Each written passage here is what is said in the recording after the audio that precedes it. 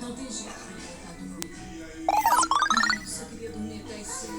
Vai comigo, eu quero. Por que você tá fazendo esse barulho todo? Foi o Roderick. Ele me...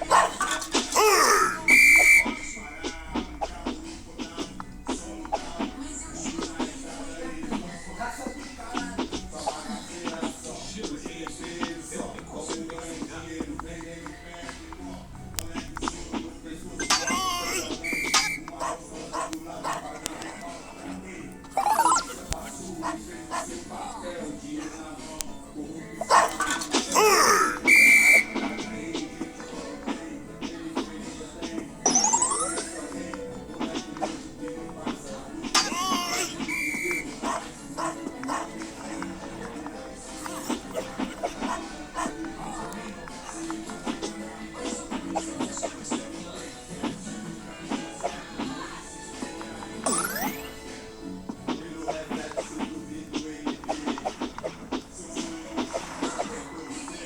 Eu quero dizer uma coisa.